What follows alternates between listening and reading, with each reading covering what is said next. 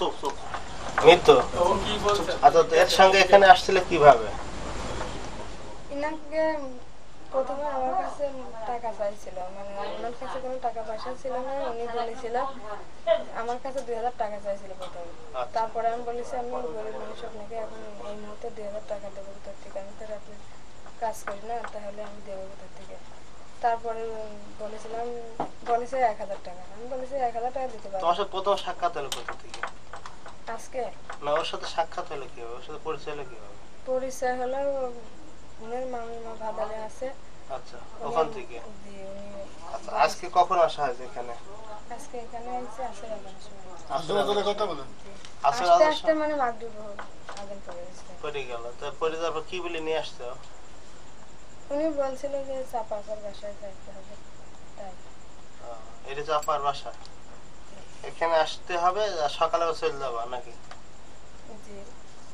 আচ্ছা, তোমার এই ভোগ করার জন্য এখানে নিয়ে আসছে নাকি বিদেশ যাওয়ার ব্যাপারে কোনো কথা বলো? বিদেশ যাওয়ার ব্যাপারে আমি কথা বলেছি যে ভিসার খবর কি কি বিষয়। আচ্ছা, আজকে ছাড়া তোমার সাথে দৈহিক সম্পর্ক ইতিপূর্বে কি তার হয়েছে? বলো বলো, ইতিপূর্বে কি আর হয়েছে কিনা, না আজকে প্রথম? সত্যি কথা বলবো। হয়েছে। ইতিপূর্বে হয়েছে? কতবার হয়েছে তাও? ওর সাথে তার একটা আইডিয়া আছে ভাই, এই কতবার হয়েছে এভাবে বলতে হবে তো, কতবার হয়েছে? 10-15 বার। আজকে কি এখানে এসে হয়েছে? বলো সত্যি, তুমি যে মেয়েটা বোঝে না আসলে। সত্যি বলতে হবে কিন্তু, হয়েছে কিনা? হয়েছে। আর কি যা বললে সব সত্য?